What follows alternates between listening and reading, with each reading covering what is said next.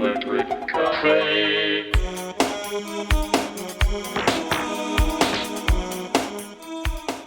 Hey everybody, welcome back to Electric Cafe. I have a special guest that I'm really excited about. Billy Romboyd here, aka Dominic Woosey, aka Neutron 9000, aka so many names. I'm a big fan of Mysteries of yours, Science. You've got to get your own, the one on Mysteries your of own label. You need Science. to get that in there. That should be the All primary one. such a big fan of yours. I really thank you for taking the time with me today and talk about a little bit about your background and your career and your future. How are you doing today? I'm doing very well. Yeah. Here we are in remix version. Good stuff.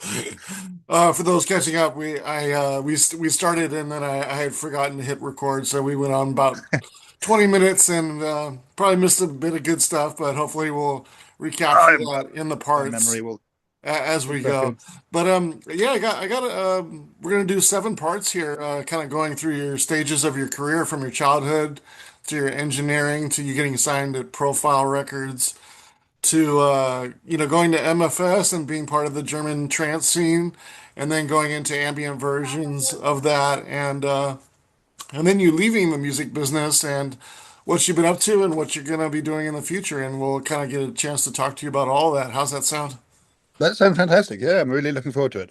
Good stuff. Good stuff. I It's a very strange kind of perfect thing of timing. Because as I've alluded to before, for literally the last 30 years, I turned my back on that time of my life, my musical career, and my interest. And every time I thought about rekindling it, I was just. So then, literally a few weeks ago, a great spark happened of um, that switched my mojo back on again, and I've been buying synthesizers and literally and bizarrely we've been clearing out old storage units, and all this old memorabilia and stuff from that era has been turning up, and it's like I remember suddenly that whole period of my life.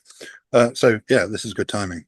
yeah, I don't know if you remember, but I contacted you back on MySpace back in about 2005, and I've followed your career pretty much ever since you got signed to Profile Records. I took a chance on buying your Walrus CD back in 1990, I think it was 1991 roughly, and loved what I hear. And then I just continued to follow you, and it was so hard to follow you because you use so many different names when you're recording. And the funny thing about that is in some ways people don't know that certain songs was you, and then you go to the internet and nobody can find you because you're not using your real name, or you're not using your or excuse me, you're not Yeah. using your artist name, and you're not really. So it's always been kind of funny that that's kind of gone through your career where you've So kind of yeah, been it's quite funny. So incognito, and nobody knows who you are, and then people actually would come to me because they knew I released something from you, and then they would contact and try to get a hold of you through me. it's always quite funny reconnecting with people on Facebook and so on. Some people I knew from then, I'll friend request them, but they will see the name Billy Romboyd and it means nothing to them. So they're like, who the hell is this guy? And some of them befriend me anyway. And then after we'll like become friends again. And after 3 years, they'll suddenly go, oh my God, you're Dominic Woosey. I didn't realize all this time. And I'm like, what, we've been like chatting for 3 years again, and you didn't realize who I was. You just thought I was some random. But yeah, that's yeah, that I have happens. to I have to say, like, following you on Facebook for the last 10 years or so, like you have the one of the best, most honest, coolest sharing of your life on Facebook. Like you're very honest. You have great humor. You share your background. You share your family. You know what I mean? Like you're I probably get a the lot of coolest I dad. get Not only are you the coolest dad, but you got the coolest hair in the music business. But you probably have one of the coolest Facebook pages, just as far as like your cooking and what I mean. You well, just that's very kind of you indeed. Facebook don't seem to think so. I get it. I've probably gotten the most Facebook bans of anyone ever either. So there are a lot of people on Facebook who do not appreciate my candid nature, I can say. oh But well. I mean, thank you very much. That's very kind of you to say. considering Um, me being an American. And a So lot of the my fact that you friends were, being from UK, like, I'd forgotten about MySpace. The fact you were friends on MySpace all that time again. That's just phenomenal. And you said when we were when we were doing the previous version, you said to me at one point back then, if I ever have a label, I would sign you to it. And then all these years later, and I had no idea that there was that connection. So that's really lovely. That's made my day. and you know what the funny thing is about the rediscovery, the name rediscovery is I wanted to share music that was lesser known Hmm. and that I felt was passed, not really passed up, but just kind of tucked away on compilations. Like growing up in the early '90s, like compilations were so important for me pre-internet to Hmm. find new music. If I bought an artist CD or a 12-inch, yeah, I would enjoy it, but I wouldn't learn about other artists. So buying So, compilations, I would find all these different artists and stuff like that, and your name kept on popping up. so one of the things back in those days, there was always like, so when I was releasing my first uh, Neutral 9000 and kind of like techno dance tracks, I would say yes to any slag who wanted to release a track for me. There were often these kind of like people who would be I'm doing a split 4-track EP. Do you want to contribute a song? And I'd be, yeah, get my music out there.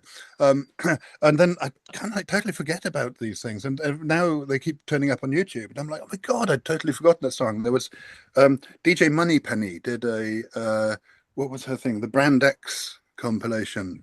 There's a track of mine on a me and I don't know, some of the Belgian kind of new beat kind of guys, or maybe Frank de Wolf. I can't remember. It's got like 4 really good tracks on it, and it was like I don't know, Moneypenny from New York had just made like 1,000 copies of it or whatever. And in retrospect, I was like, I gave away my best shit to kind of like these little compilations, and then it got lost and buried. And why didn't I put those on albums? Um, yeah. Yeah. So another thing we may come into later.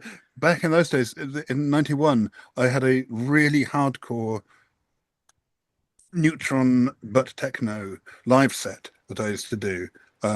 And I never released any of those tracks on anything, and I don't. And it was really popular. There's copies of it on I think Marusha's rave channel thing, and I think there's a recording of my live set from the first May Day. Um, and I listened to it, and I'm like, why did I not? What all these people at the raves love these tunes. Why did I not ever put any of those out on records? But Was that DAT my that you my showed me that business said is. Berlin? I'm sorry. Was that DAT Yes, that yes, you? yes, that will be that one. So now, of course, I can just set up my Neutron website and put it up. But yeah, in those days, I wasn't a very good businessman, I have to say. Of all of those things, I probably made some awful business decisions. Um, so yeah, there's obscure stuff all over the place. But yeah, I was just think. I mean, that's the thing with tracking down any kind of like rare stuff. You want to find the bits that haven't been heard before, and um, if somebody said, "Oh, here's the funk band that Jeff Mills was in beforehand," and some obscure version they did or whatever, those would be the classic tracks to have. Yeah, Um, don't get me started on Jeff Mills though.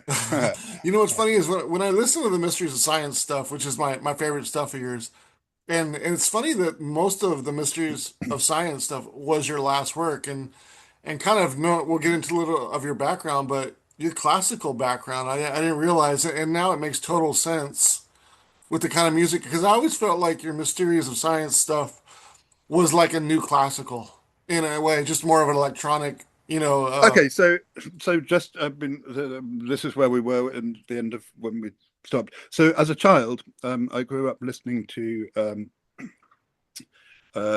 in a household which was full of records, but not full of parents. And my parents had left a huge record collection to play all day. My father was hugely into classical music all of his life. Endless. He was a massive Beethoven fan, but all aspects of classical music. But in those days, it being the late 60s, early 70s, he was very. My mother was a passionate modern jazz.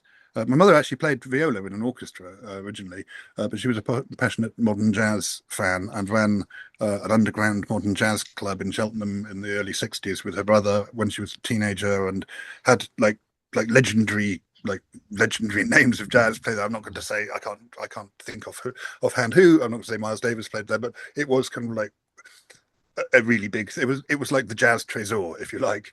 Oh, And my father was very much into classical music. There was lots of modern jazz quartet, and Miles and Coltrane and all of that. I was exposed to a lot of that as a child. Um, and my father, with his great classical influence, and he would, when he was home, take me to see orchestras doing like huge cycles of shit with operas and stuff, which is, you know, when you're 6, is kind of quite powerful stuff. yeah. But he also he was kind of very academic and intellectually minded, so he was very open to modern classical and experimental things like Stockhausen, Edgar Varese, Pierre Boulez, what's his name, Ioannis Xeniakis, the Greek modern classical guy, and he had this huge record collection of classical and modern classical, and then this little section of pop music at the end. But his pop music collection was, he had Live Dead by the Grateful Dead, the classic double live album of them just noodling away doing like acid kind of like thing, and particularly Encore by Tangerine Dream, which was like the big seven. I think he also had a copy of Rubicon, no Phaedra, but Rubicon. Those two, but particularly Encore, it's just, I would still say that's probably my favorite electronic album of all time. It was this double album, 4 tracks, each 17 minutes long, Cherokee Lane, and it was just so powerful as a child. Okay, I must tell the story my wife wants me to tell here. Right, so when I was a kid, I spent a lot of my childhood on my own in this big house, with no adult supervision, and you know, quite frightened at night and so on. So I used to have quite an active imagination life. So when Star Wars came out, I went to see Star Wars, and like almost everyone of my generation, my age, it just like boom, blew my mind. And I went home and I built the Millennium Falcon in my bedroom, out of out of individual sheets of cardboard, which I would draw like panels on and then stick together with tape. And I had built a framework eventually of bamboo around the outside. So I had like the cockpit of the Millennium Falcon. So I could sit in my bedroom, and the windows faced out towards my windows. And I would sit there and pretend to be pressing the buttons and all this shit. Whoa. And at night, I would have all the lights off. So the lights of the stars coming through the window, which would be like my thing. And I would go downstairs and put the Tangerine Dream album on full fucking blast and go and sit there and pretend I was flying through space. That's So, awesome. yeah. So, which, funnily, we'll come on to all of this later, but one of the things that's taken me full circle completely in the last few weeks, I've just told him the Millennium Falcon story. Hooray! Anyways, in the last few weeks, one of the really big discoveries in the last few weeks is on Spotify. There's this thing that, you know, what do people who listen to this also listen to? I didn't know there was that function, so I looked at it for because I'm on Spotify as different entities. I'm Neutron 9000, I'm Dominic Woosey, I'm D Woosey separately, and so on. And different of those are connected to different things. I'm connected to Johnny Mathis as Dominic Woosey. But I looked at what do people who listen to me listen to, and I was expecting it to be, you know, the kind of stuff you'd expect in the same kind of genre. And there was very little of that. I think Human Mesh Dance are on the Bedouin Ascent, but all the rest of it is like old school new age space music. Constance Demby and what's his name, Don Sleetman, all these people who were making kind of like Moog shit in the early 70s. Yeah. It's like really hard, and I was like, and it was actually a really liberating moment that I'm uncoupled from just being to do with like electronic music post techno. That actually where my music sits is part of this, you know, the larger electronic picture from back then.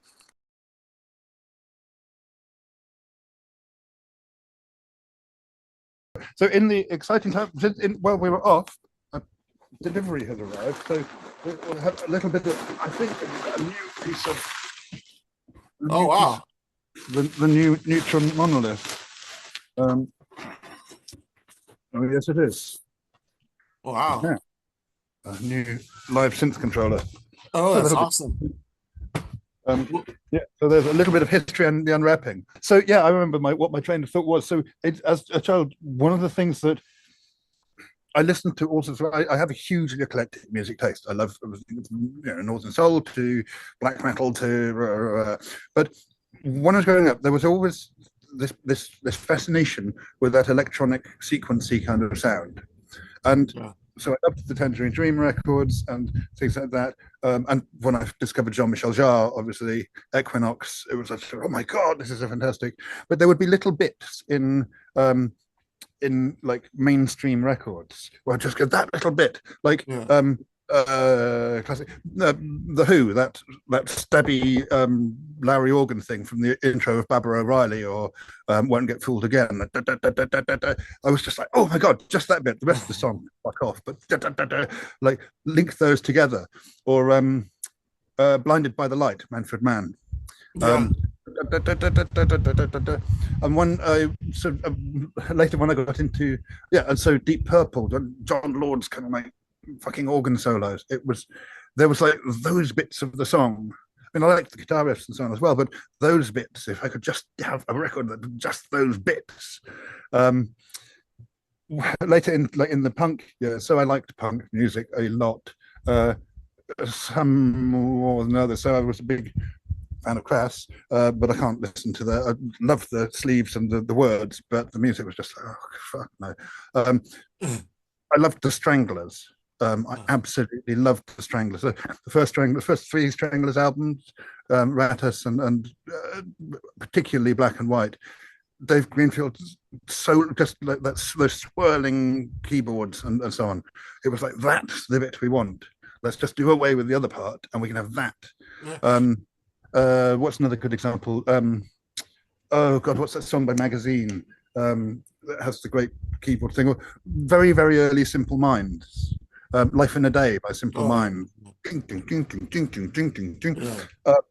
And from there, I got very into. We're kind of like leaping about chronologically here. But in the 80s, kind of before all of house music started and so on, I became very into high energy records, because it would be that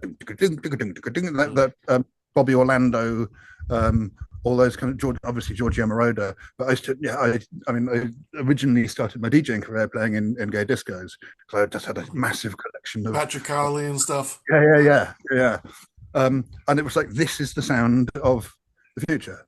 I have kind of my background is kind of similar to yours as far as like the soundtracks are really what got me into electronic music, like Black Hole. I don't know if you ever seen that movie. Love that movie.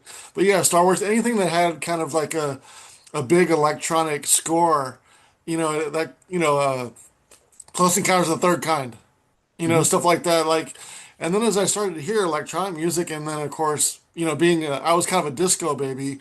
I'm going to be 50 years old next week. How old are you? You're about 8 years older than me, 9 years? I am exactly 58. So Yeah, okay. So I figured we were about that. And then as I really got into freestyle and electro too, but my new wave background was probably the most important, but it was anything that was electronic music is what I wanted to hear. That always felt like the future. And as you were kind of getting into punk music, what were some of your first concerts and stuff like around that time, around that punk time? Are you talking like 78, 77? No, I would have been like 10 years old in 77. Okay. So my starting of going to gigs would have been, I think I was going to gigs when I was 12. I saw Led Zeppelin at Nebworth when I was 11.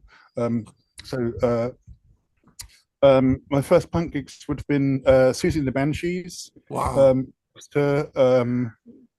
Killing Joke. God, I can't remember. I mean, it was slightly difficult. Well, it actually turns out that when I was living in Cheltenham, loads of punk bands played there that I didn't know about, and I can't understand how that. I keep seeing things. There's like an old Cheltenham punks Facebook group, and I'm like, fucking GBH played here, and um, loads of the first wave punk bands played at Cheltenham Town Hall, but that was when I was too young. The Damned played there, X-Ray Specs played there, loads of people, but that was like before my time. Um, so yeah, I was like a huge Damned. I was the biggest Damned fan. I used to go and see the Damned all the time. That was like, but a lot of the I mean, when you're a kid, you can't get to, if you know they're playing 20 miles down the road, you just can't get there. So a lot of the Anarcho bands I never got to see. Uh, Perhaps well because most of the I liked the attitude and the lyrics and the pictures, but yeah, I can't listen to Crass. It's just I think of the anarchist bands, the ones that I liked musically would have been Sounds, Amiga Tribe, Poison Girls were a huge influence. Um, I remember hearing when I first got into like anarchist punk and so on. A lot of it was to do with the politics and the rebellion and so on. And a lot of the bands were it's just fucking unlistenable shouting.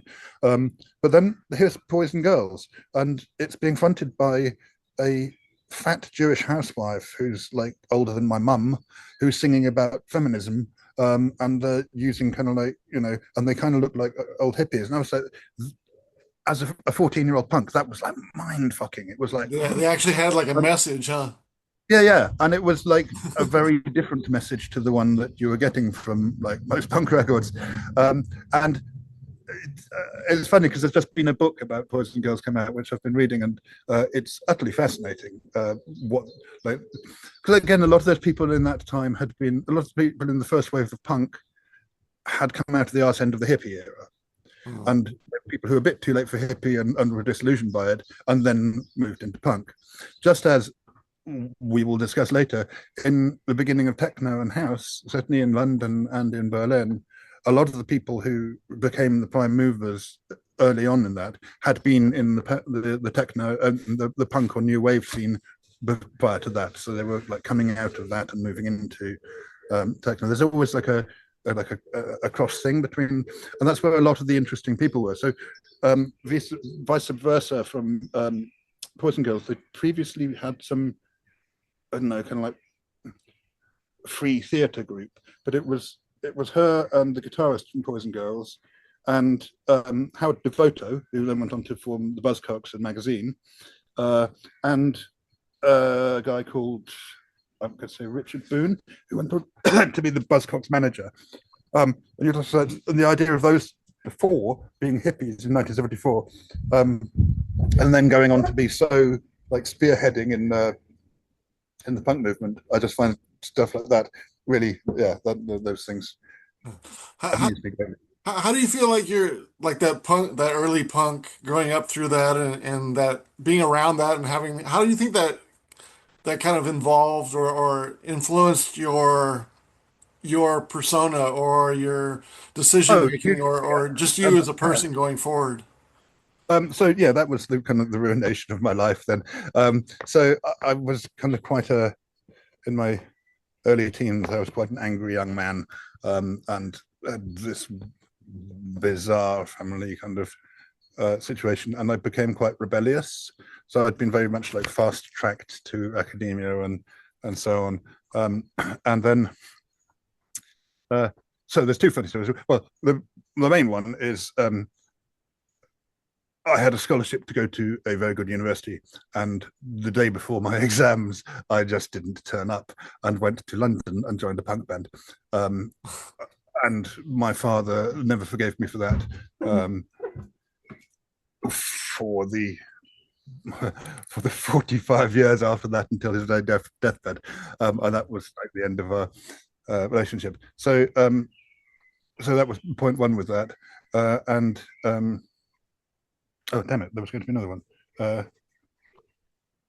Another. What was the question? Well, you seem to have a punk, your punk persona kind of seems to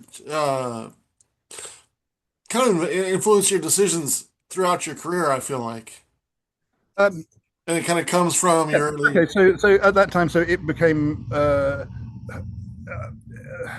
that era was very, coming out of the 70s, it was very grey and kind of oppressive, and it was just I've remembered what the other story is. Here we go. Here's the other story about my father. So I told you the thing before that my father was a senior figure in British intelligence and so on. And one of the things he was, he ran a thing called GCHQ, which is what would be the American equivalent? It's not the CIA, it's the FBI.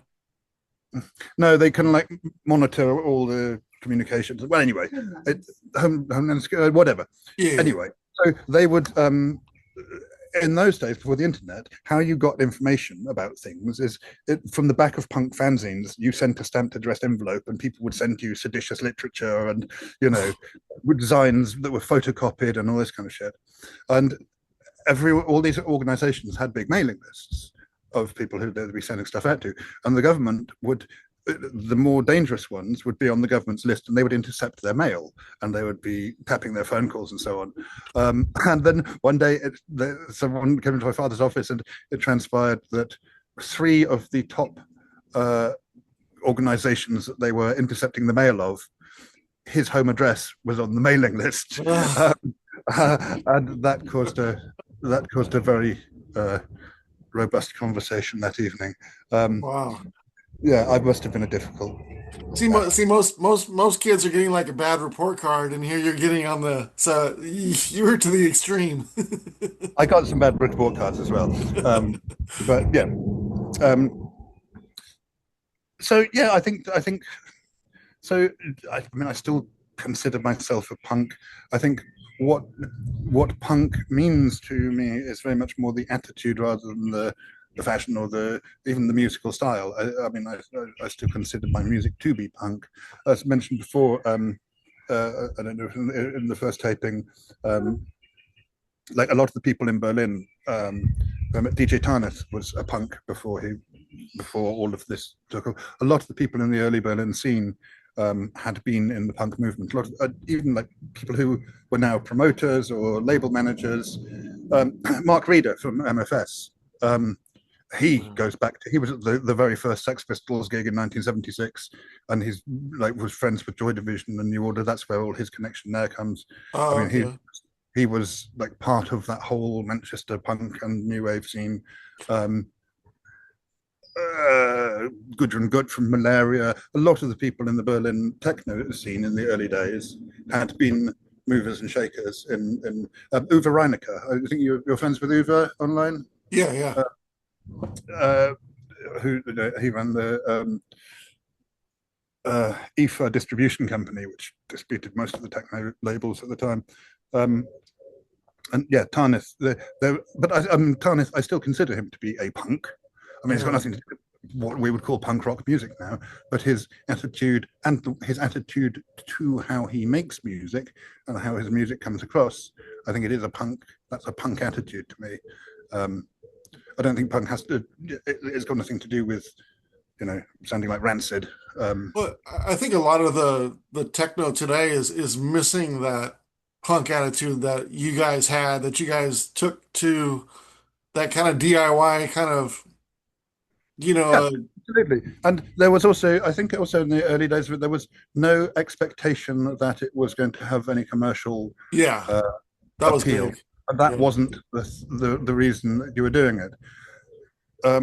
One of the things that I will probably discuss in more later when I discuss about coming back to music and why I've not wanted to do that for a while. When I look these days on Facebook on the electronic music producers group or whatever, all of those things, it's either no, I put out my track on DistroKid last week and no one has bought it. It's not being played in Ibiza yet. There's either how do I EQ my kick drum to make it a hit, or what can I do to promote myself? How do I make a living from this? I'm not making any money, blah, blah, blah. And I'm like, it's just not about fucking making money. music and business. My big epiphany recently is now I'm kind of like suddenly of an age where I've paid off my mortgage, my children are kind of leaving home and have left home, and um, I'm financially a little bit more secure than I have been for the last 30 years and so on. And now I feel happy about getting back into music. So it doesn't have to have I have no expectation of ever making any money out of it, or that being my motivation or having anything to do with it. It's about like making the fucking music. But everyone these days, there's all these, you can do these courses on, how to, there's one I keep seeing advertised every summer where you can go to Ibiza for like 10 days and you stay in a villa and they teach you in 10 days how to make an EDM track. And at the end of it, they will play it to record company A&R people and it'll be played in a club in Ibiza. And you pay like, $10,000 for the privilege of this. And I'm like, I can't think of anything more. Money has certainly ruined a lot of the excitement about about a lot of things. Oh yeah. I mean, and of course that always happens, but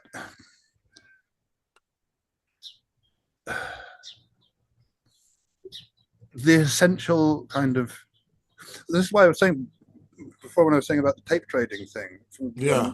Was that in our very first? Did we get that on tape? Yeah.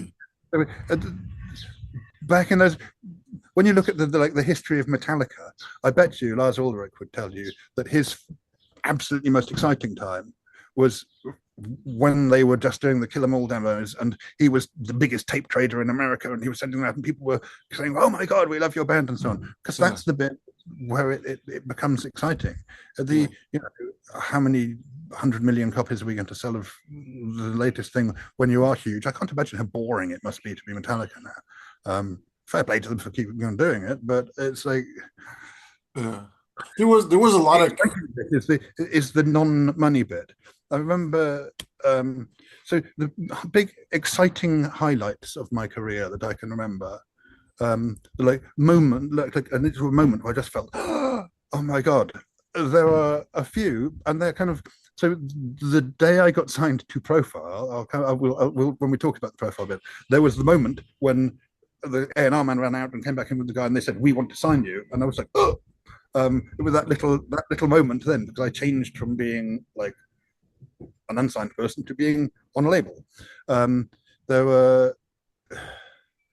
Oh God, I would just think sort of another way. The things that were the great moments. The moment I first heard my first synthesizer coming on, and I'd had to sell my body to buy my first synthesizer, and then there's the sound, and I'm like, oh, I can remember that moment. It was like a flash. None of it ever has anything to do with I made this amount of money from this thing, or none of it has anything to do with the Get Live gigs I remember doing that really stick in my mind. They weren't the ones where I got paid a huge amount to play at a rave for 15 minutes or whatever. It's always those little like musical spark moments, and that's not, I often think people. So Paul van Dyk was our little protege in Tresor, and he was this at the beginning. He was this kid who he was this really young, fresh-faced kid, and he'd be looking at your records and all of this. And now he's like, I don't know, probably one of the biggest DJs there has ever been in the world. And I think whatever I saw something about how much he gets paid for a gig, and it was like more than the value of my house, just for whoa, dog. Sorry, dog was about to unplug the computer. He gets paid more than the value of my house to play somebody else's records for 3 hours. And I'm like, that's fantastic for him. I would not want to have Paul van Dyk's, I wouldn't swap my life for his in any way, shape or form, because that's absolutely brilliant for him. And he's this massive superstar. I don't want to be a massive trance superstar. I don't want to be a DJ. I don't want to be a, I want to make them fucking music again. Yeah. So I was gonna ask you later, but if I had not left the music business, if I'd had a mega hit as one of my last records, and then like gone into my life would have gone a lot worse than it has for stepping away from it.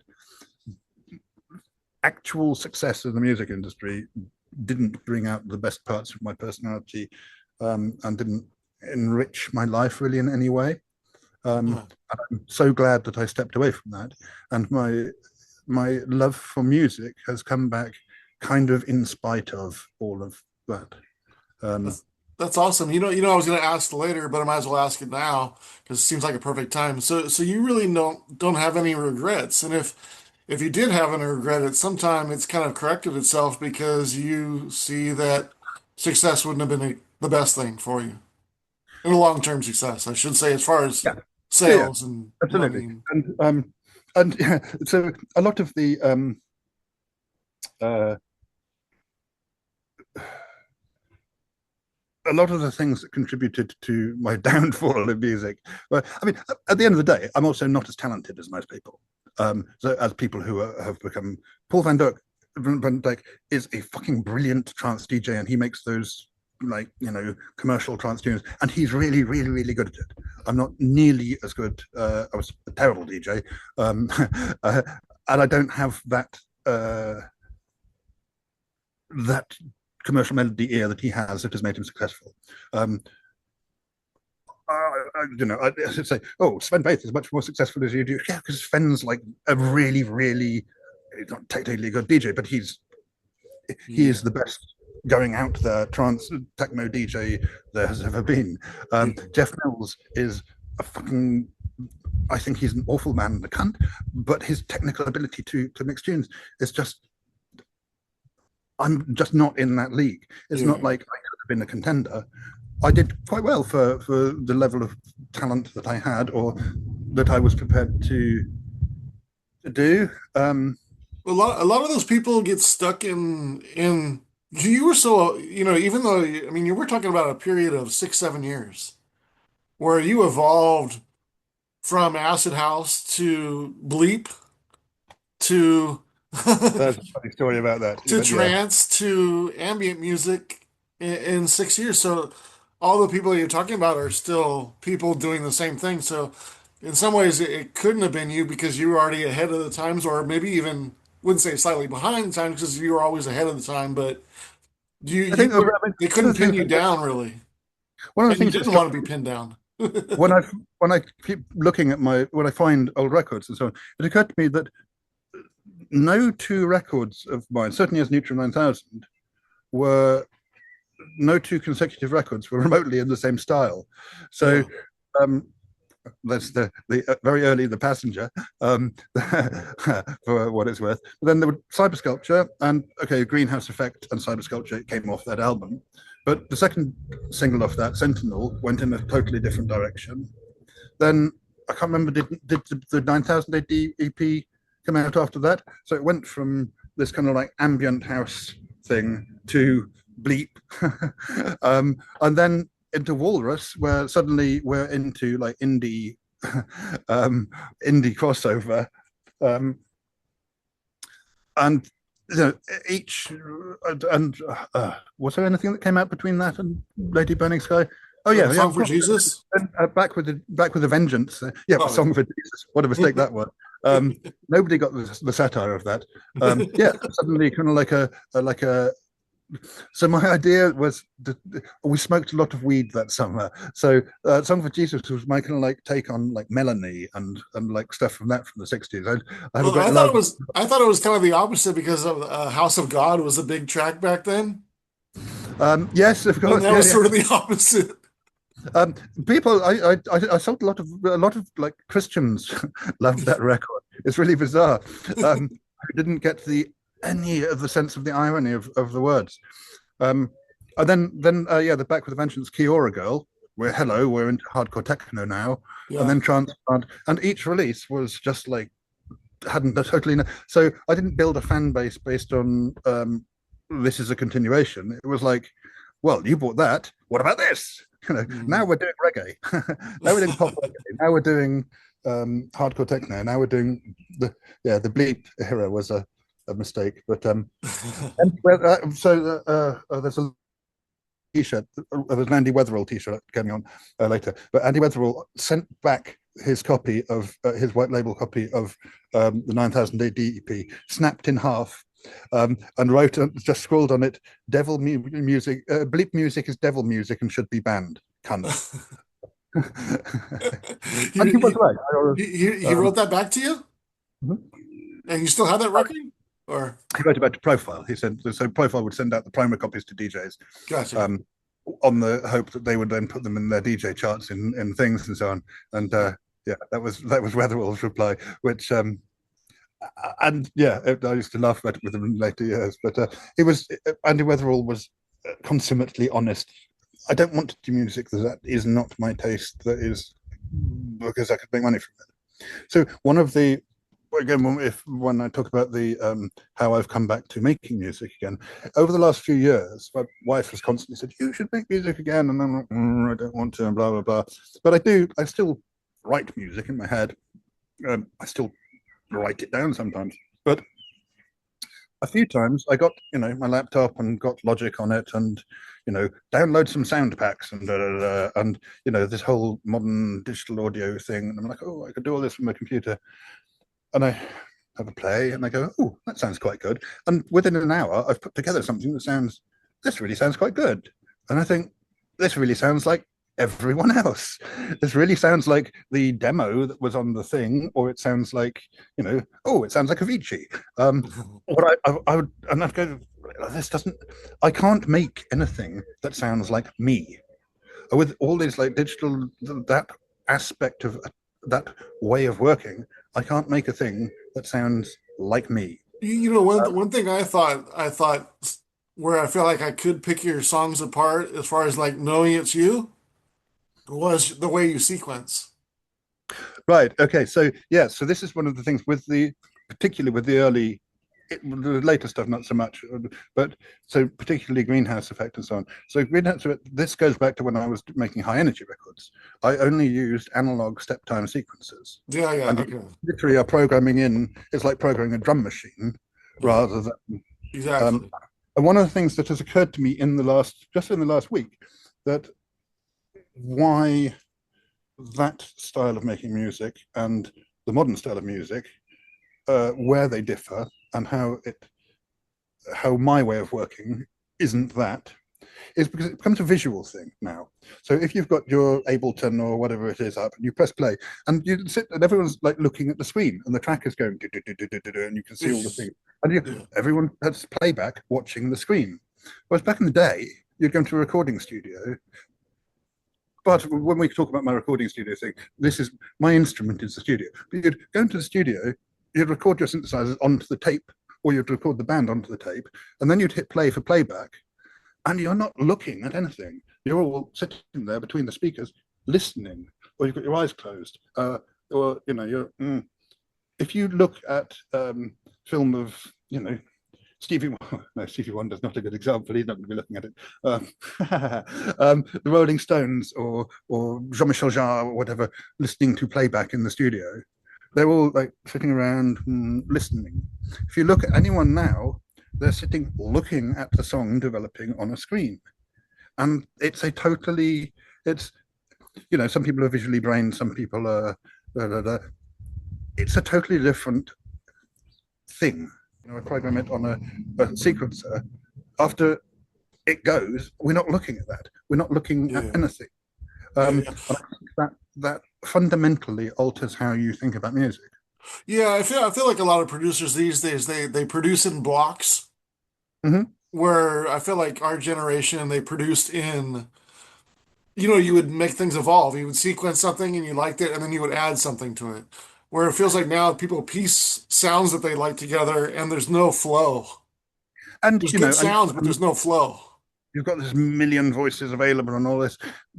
One of the big things about my coming back into making music again is I thought, well, what I want to do. So I grew up with my first approach to music. I had two synthesizers. Originally, I had one synthesizer and a sequencer, and I had two synthesizers. I had two synthesizers when I made Cyber Sculpture and Greenhouse Effect. but I had access to a 24-track studio. And before that, I had a 4-track at home and then an 8-track and so on. So I would only be able to hear two tracks at a time, and then I would put those to tape. And then you've committed it to tape, and then you've got to write your structure, and it's on tape, and then you can add a third part, and then you can. You're building it more like a studio than a workstation. Yeah. You've got to. It's kind of like you've got to visualize in your head how these things are going to sound together, because you can only ever hear two parts. You can hear the chords with the bass line, or you can hear the bass line with the sequencer, but you can't hear all three because you only got two sound sources. Yeah. And I really liked that. I'm going to do that again just to make it more difficult for myself. So that was the plan with doing this. Unfortunately, I have now bought 11 synthesizers, but yeah, I'm going to pare that down, I think. I was saying before about how people from the old punk scene, right, became like in the early days of techno. Yeah. So in the early days of ambient, the early days of chill out in London, at that time, it was basically myself, Alex Patterson, Jimmy Corti, Mixmaster Morris, I think some others. But so Alex Patterson, who was, Killing Jokes roadie, Jimmy Corti and Bill Drummond, KLF, who Bill Drummond was in big in Japan, and Jimmy came from a punk background as well. Mixmaster Morris started his musical career, I think, as a Clash roadie.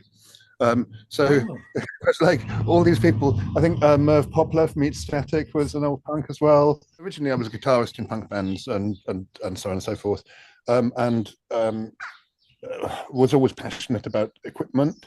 In those days, it was very much like starting with absolutely no money, and not being able to afford guitars and shitty amps that you mended yourself and effects pedals you built yourself and so on. And I was very into music technology. And I quickly kind of came to the conclusion that what I wanted to do was work in studios. What was the production side of things that really interested me.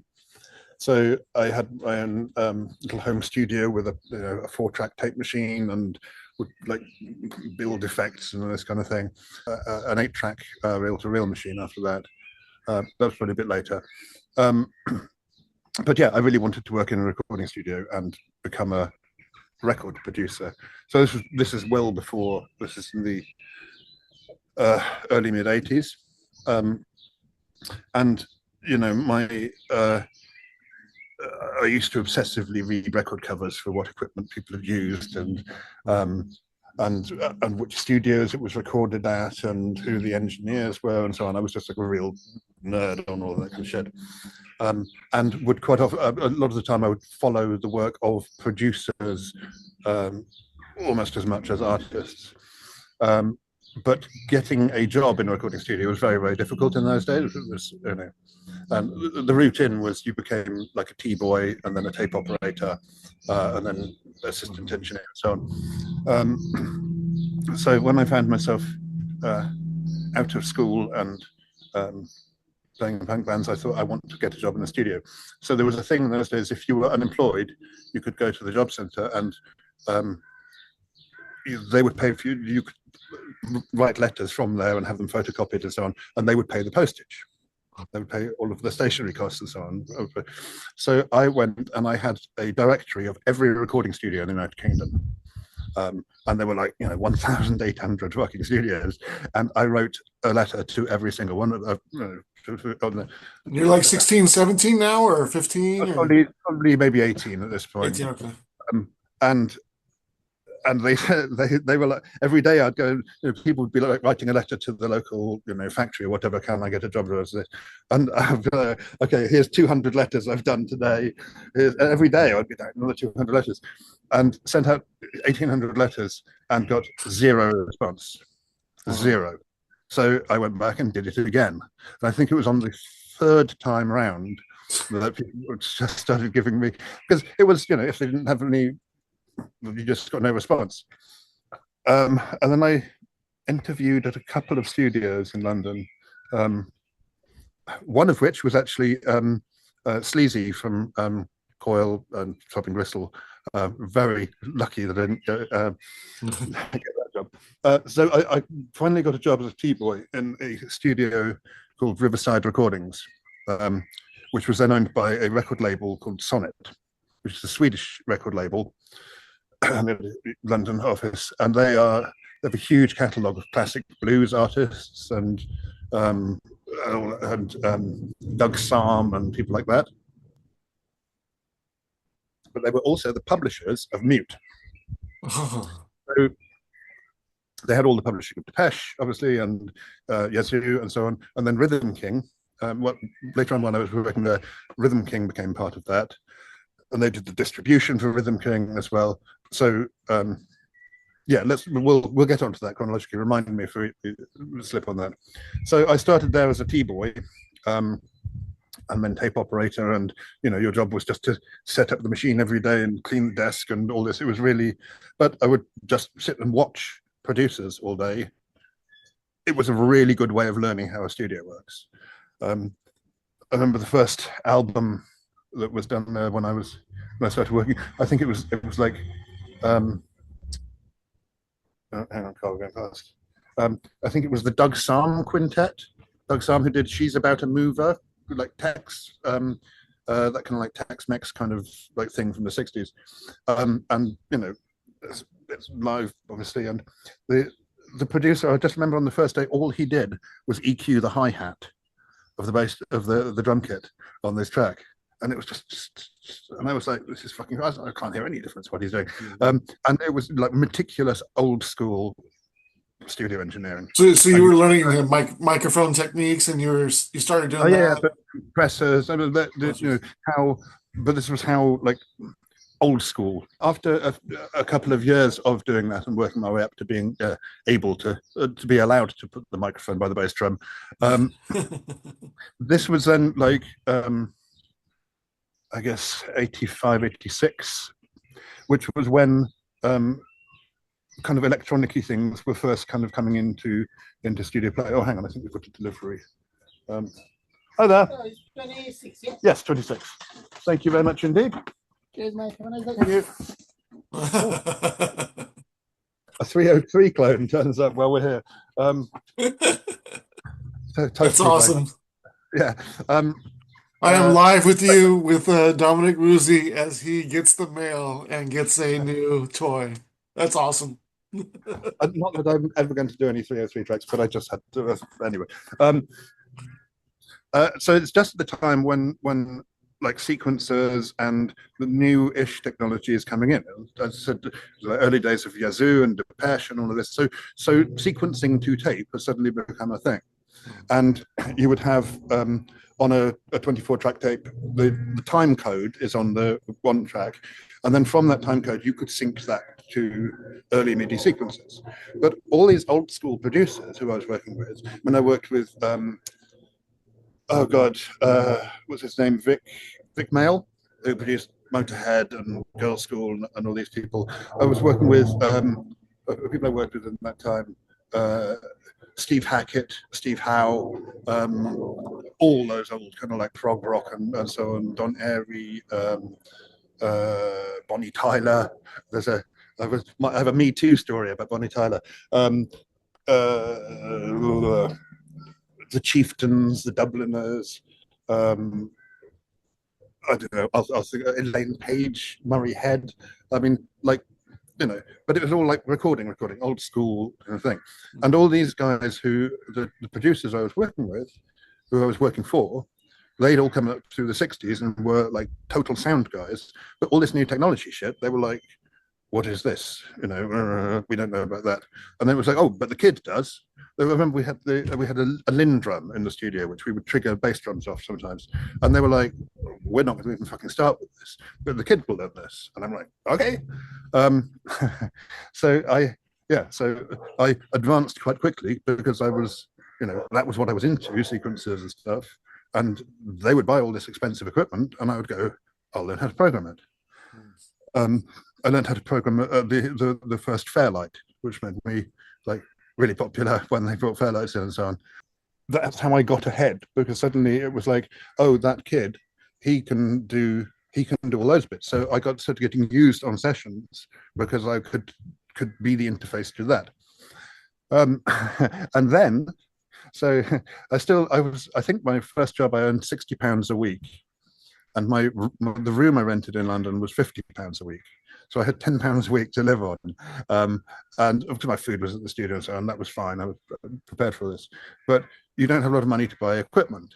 And equipment was expensive in those days. Like, the Matrix 1000 was, I think it was £500 new. And that would have been like a year's worth of money.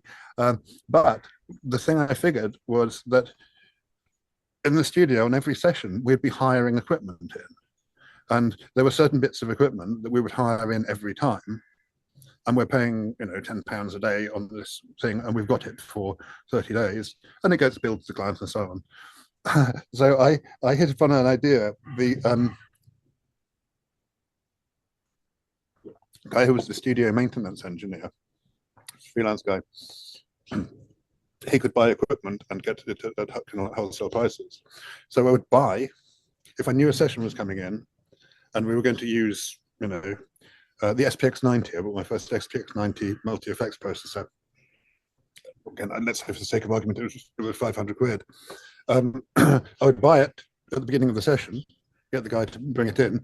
He wouldn't be billed until the end of the month, and he would then give me a month to pay him. So I had 2 months before I had to pay the bill for this thing. And then I'd be renting it to the studio at £10 a day for all of that time. So by the end of the session, it had paid for itself. So then the next session, I'm still billing it again, and I would be undercutting the normal hire company's prices. So the studio were cool with it. They didn't want to be investing in equipment, but so I very quickly built it, and then I kind of would do deals with the producer and say, you probably need to hire one of these this week, don't you? And then I'd cut him in on the thing, and that way, yeah, I built up my rack of equipment really quickly. So one of the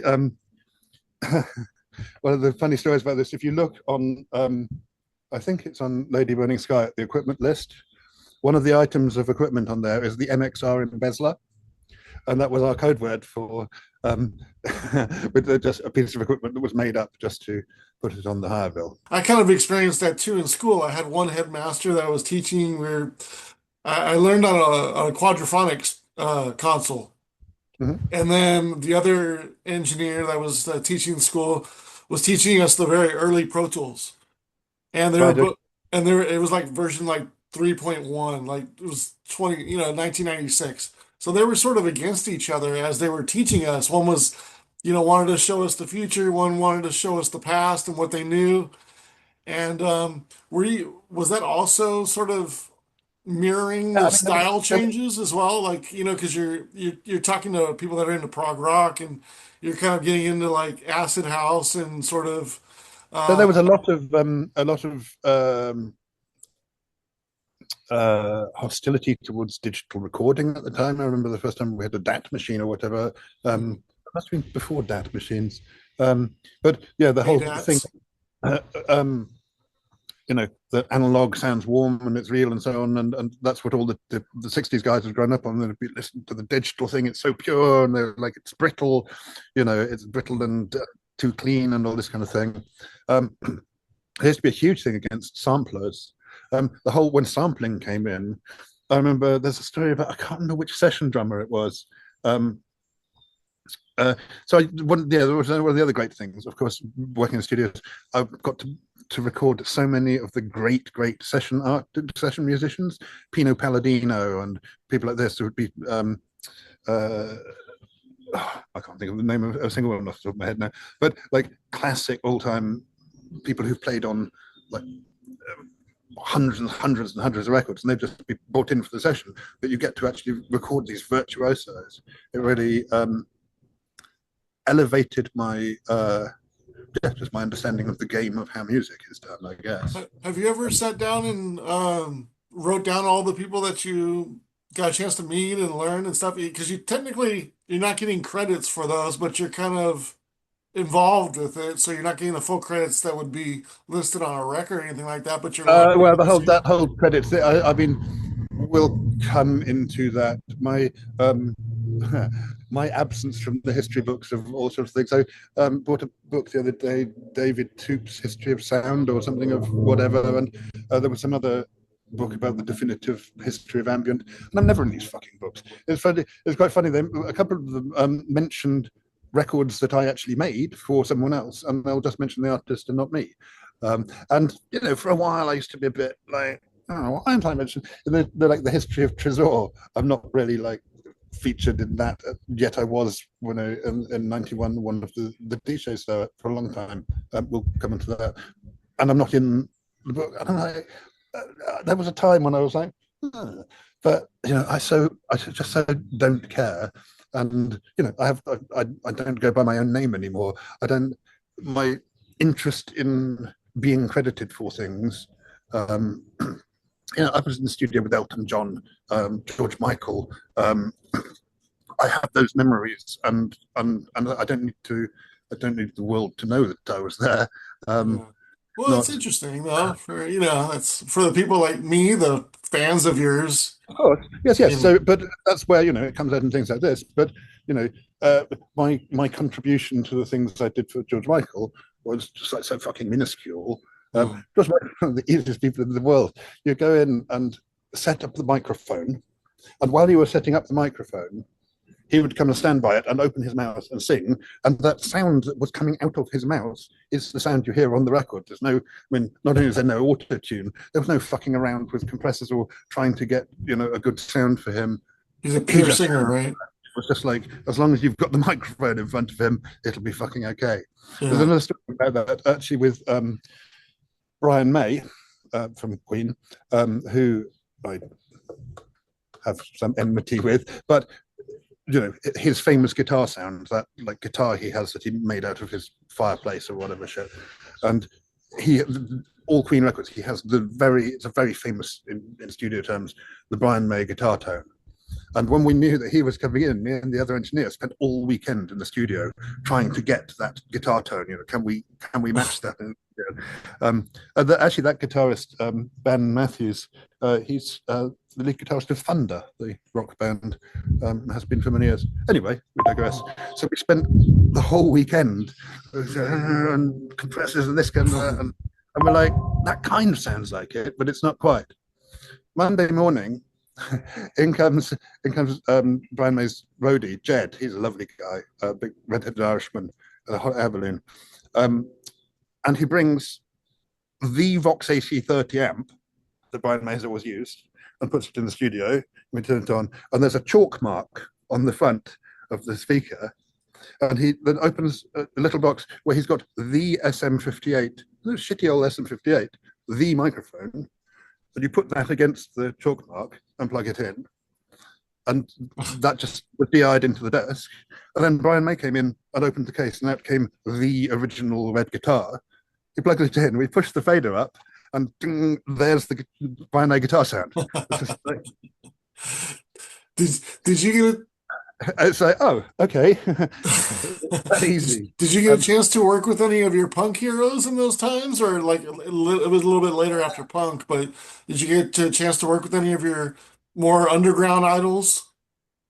I think not really. I recorded Sham 69, and that was awful. Jimmy Percy was very much in his cocaine phase then. I'm trying to think. I worked with Simon Le Bon, a slightly later idol, I guess. Punk.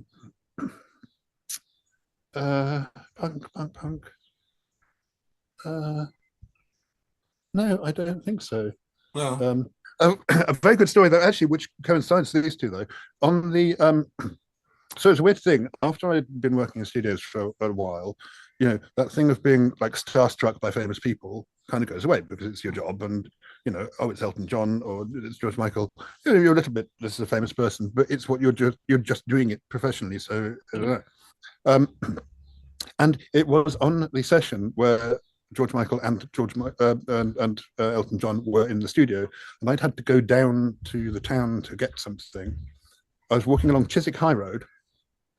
Still see this to this day. One of my great memories, one of my greatest memories. Walking down Chiswick High Road, past Marks and Spencer's, and Mick Jones from The Clash walks past me the other way. And I'm just kind of walking around. It's Mick Jones, and he sees me, recognizing him, and I'm sure he just doesn't want to like get involved, but he gives me, when you go past, you go, all right. He goes, all right, and I went, okay. And he carries on walking, and I went past, and I just stopped, and I was like shivering. Mick Jones from the fucking Clash just went, all right, mate. As anyone else walking past would think me and Mick Jones near each other, and I was shaking, and I had to go into Marks and Spencer's to calm down for a bit. And then I went back to the studio and, made a round of coffees for Elton John and George Michael, and was like telling them, oh my God, I just saw Mick Jones. And because that was work, and that was like fucking Mick Jones for the Clash. Awesome. The relative thing of like fame of people. It's people who are your heroes. I've met a lot of people who are my heroes, and I thought, what a total dick you are. But what kind of music are you making as you sort of kind of this 85, 86 period, a little bit before? When did you get the realization that you could start putting out music? So I was kind of like doing all sorts of like weird stuff because when the studio wasn't in operation, I would just sneak in the night and just play around to my heart's content. So I could do all sorts of weird shit, and sometimes bands would come through, and I would strike up friendships with people from bands and then collaborate with them, and was doing all sorts of weird shit. So at home with my synthesizers, I was making kind of like the early neutron sound, that kind of like somewhere between Tangerine Dream and Bobby Orlando, I guess. When I first came across Mr. Fingers, when Mr. Fingers was the first Acid House thing, I read about it before I had the record, and it said it sounds like a drum machine in a washing machine or something like that. It's what the sound is. That's the name of the song, A Washing Machine, right? Yes. Yeah. It sounds like a washing machine going with a drum machine. And I'm like, that's exactly my thing, sequences. But I think when it says washing machine, it means the acid tumbling kind of bass line. I think it means big swooshy synth pads. So I'm like, I think it's like ambient Tangerine Dream, but with an 808 beat underneath it, which was kind of my thing, was kind of ambient, kind of space music, but with 808s and 909s underneath it. So that's what I went into ambient house thinking, this is what that means, and I was just totally wrong. So we're kind of jumping about here. The day I signed to Profile. The company I worked for, Sonnet, had moved into this new building with Rhythm King and so on, and that's just when I finished working for them. But just down the road was Profile's first office, and I'd been at Rhythm King chatting with my mates, and I just went down the road, and I'd written Cybersculpture the day before, the first version of Cybersculpture, and I had the tape of it. I'd just been playing it to my friends at Rhythm King, and they were like, "Yeah, this is actually quite good." And I just thought, well, I'm going to go in on the off chance, and walked into the front door of Profile and bumped into Evan Garrix, who was the A&R guy there. And he just, who did he sign, whose previous label? Silver Bullet. Thingy the Guillotine, Wait for the Guillotine, or whatever it was, 20 Seconds to Fly. And I loved Evan. He looked exactly like Wesley Snipes in White Men Can't Jump. I think he had one of those funny little hats as well. Like that. And I walk in, and he's like, "What the fuck do you want?" I said, "Oh, I just wanted to play this tape." And for some reason, he said, "Yeah, right then." And we went and sat down in his office, and he put it on, and he went, "Oh, this is interesting. I know what this kind of thing is. Yeah, I've heard about this. Have you got anything else?" And I said, "Well, not on me." And I said, "Can I come back this afternoon? I'll go and get you something from home." He said, "Yeah, come back." So I went home and wrote on the spot, Metropolization, the B-side of, well, no, actually, I had the kind of the chords of it before as a kind of ambient thing. I went home, I sampled the Soul to Soul drum beat and whacked it underneath and recorded it onto a cassette, and went back And a couple of hours later, went to the Reverend's office, and he's like, "Oh, you again? Okay, let's put this on." And I think he rolled a spliff, and we smoked a spliff while he was listening to it, and he puts it on, and there's a, and then boom, boom, boom, and he's like, "I know what this is. This is ambient house, isn't it?" And I'm sitting there like, "Yeah, okay." And he jumped up and ran out of the office and went and got Andy Cleary, who was the the director, and came back and said, "This is ambient house. This is this guy, Neutral 9000. He's part of that ambient house thing. We must sign him." And Andy Cleary said, "Okay, come into my office and I'll offer you a deal." I was like, "Okay." Um, and then it like literally on like yeah on the spot. I'd presented what was the first two big Neutral 9000 records, one of which I'd written on the spot, the other one I'd written the day before. And then I was signed in the course of like 4 hours. And after that, I went back up the road to Rhythm King, and they were like, "Oh God, you again? You were here this morning." The Baby So, Ford, Baby Ford was on there. yes, yes. Yeah, S Express. It was like that's the right. first label, and Bomb the Bass. Yeah, Tim Simeon. So I go, I've written a new song. And they're like, "Oh, we heard your song this morning." I said, "Yes, but now I'm a signed artist. I was just signed to Profile." And they were like, "What?" It was, yeah, that was a cool day. Funny, I actually found my Profile recordings bomber jacket. Everyone signed to Profile because it was a hip hop label before. Yeah, yeah. Yeah, it's funny. I mean, I have MC and so on. yeah. I just found so all the artists were given a leather bomber jacket with their name. Yeah, and you know when I saw the picture, like especially coming from America, and you when I saw your jacket, it says Los Angeles, what was the other one? New York and UK? Or Probably said, yeah. yeah, London maybe. Yeah, yeah. And yeah, from America, we always recognized Profile as a hip hop label because Yeah. And Run but DMC. they also had a thing of having some hardcore bands as well. I Yeah. think uh, Voivod released an album on Profile, the Cro-Mags. Yeah, Cro-Mags are So on there too. there's actually a story with this. Harley Flanagan is um, all of the old Profile back catalogue is still available on Amazon Music and on Apple Music, and it's owned by some weird fucking company. But they're all out of contract. I own my rights to all of that, and the Cro-Mags own all their rights. But we can't get royalties from. There's this huge thing. This I don't know what they're called. Some scam company who pretend they own the rights to it. I haven't seen a single royalty from any of that, and yeah, the Cro-Mags neither.